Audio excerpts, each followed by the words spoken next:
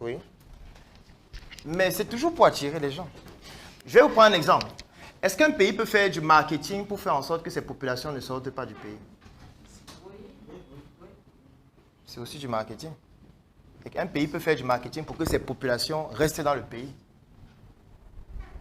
Pour conserver ses populations dans un environnement géographique donné. C'est possible. Pourquoi est-ce que c'est important? Parce que le tout n'est pas juste d'avoir des clients. Il faut les conserver. Donc, il faut un marketing pour attirer, il faut un marketing pour conserver. Parce que si tu fais juste le marketing pour attirer, tu attires à toi de nombreux prospects, tu les convertis en clients. Dès qu'ils deviennent clients, ils s'en vont. Puisqu'il n'y a pas de marketing pour conserver. Au-delà du marketing pour conserver, il faut le marketing pour influencer. Parce que nous sommes dans un environnement qui est hautement concurrentiel. Ça veut dire qu'il y a d'autres personnes qui font les mêmes actions que vous. Il y a d'autres personnes qui vendent les mêmes produits et les mêmes services que vous. Donc, le prospect a le choix entre vous et les autres. Donc, faire un marketing qui attire juste, ce n'est pas suffisant parce que tous les autres le font. Faire un marketing qui conserve ce que vous avez déjà pu gagner, ce n'est pas suffisant parce que les autres le font aussi. Il faut parfois aussi faire un marketing pour influencer. Il faut parfois faire un marketing pour faire en sorte que les personnes se retrouvent en train de choisir votre produit en ayant peur de choisir l'autre ou celui du concurrent. Et pour ça, il faut les influencer. Il faut qu'ils aient peur de choisir un autre. Il faut qu'en choisissant un autre, ils se disent au fond d'eux, je suis en train de commettre une gaffe. Et je dois faire ça de manière périodique, pas tout le temps. Je prends un exemple. Il y a parfois certaines actions que vous posez, vous-même vous savez que c'est mauvais. Vous savez que ce que je suis en train de faire, c'est mauvais. Mais vous dites que je dois quand même faire ça maintenant parce que je suis en danger, mais je ne vais plus refaire ça après. Pourquoi est-ce que personne n'est à côté de vous, mais vous vous dites que c'est mauvais ce que vous faites? C'est parce qu'il y a une structure, c'est parce qu'il y a des personnes physiques ou morales qui font un marketing d'influence afin de vous pousser à penser que c'est mauvais. De telle sorte que quand vous vous retrouvez en train de mener ces actions, vous-même vous sentez qu'il y a un problème. Exemple, un chrétien qui ment. Lorsqu'un chrétien ment de manière flagrante, il sait que mentir c'est mauvais. Est-ce que la personne qui lui a dit que mentir c'est mauvais voulait le convertir en client? Forcément. C'est aussi une forme de marketing. Un marketing qui influence les comportements, les attitudes. Lorsqu'on vous dit qu'il y a une pandémie, il faut porter le masque. C'est une forme de marketing, d'influence.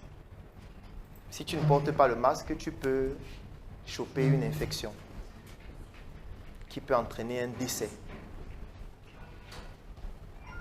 Du coup, toi-même, tu achètes ton masque et tu portes. Donc, vous voyez qu'il n'y a pas quelqu'un qui est venu te convaincre et qui t'a converti de prospect en client pour que tu achètes. Il y a eu un marketing qui a été fait pour influencer tes décisions face à certaines situations. Il y a même le marketing social. Je prends un exemple. Il y a une étude que je menais à Yaoundé en ce qui concerne les déchets usagés. Il y a des expériences extraordinaires, des découvertes terribles, des observations effrayantes. Vous arrivez dans un environnement, vous voyez la poubelle vide, et les gens ne jettent pas à terre, à côté de la poubelle. Vous avez déjà vu ça? Avec la poubelle est ici, vide. Et il y a la poubelle à l'extérieur, pleine au sol. Et du coup, vous vous posez la question, mais ceux qui viennent vider en dehors du bac à ordures, c'est quoi le but? La manœuvre, c'est laquelle? Et du coup, on peut faire un marketing pour pousser les gens à jeter dans le bac. On peut mener une campagne marketing, on peut faire un plan marketing, juste pour que quand les gens viennent vider les ordures, ils ne vident pas par terre, ils vident dans le bac. Vous voyez que là, on n'est pas en train de vendre un produit. On n'est pas en train de convertir un prospect en client. Mais c'est toujours du marketing. Donc le marketing n'est pas juste pour vendre un produit ou un service. Le marketing peut avoir pour objectif de modifier des attitudes, de modifier des comportements, d'influencer.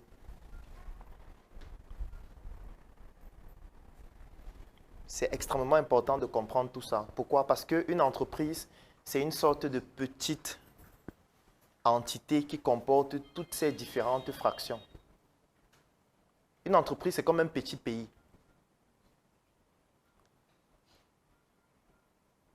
Un petit pays, pourquoi? Parce que dans une entreprise, il y a des interactions sociales.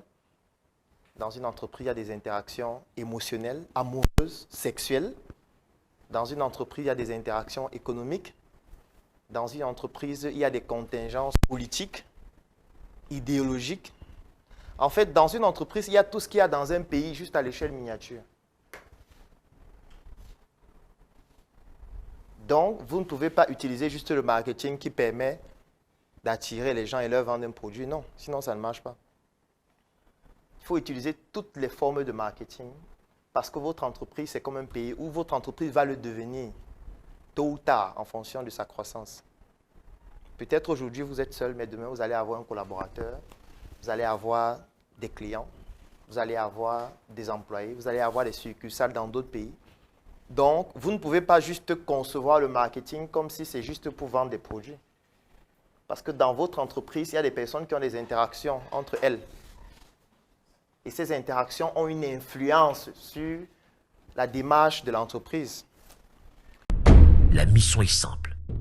Voici une arme capable de changer le mindset du continent africain.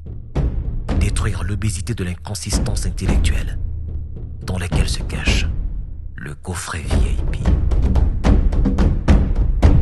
Il possède une arme contenant 200 heures de formation et 8 ans d'expérience entrepreneuriale. Recevez le pouvoir de devenir une meilleure version de vous-même.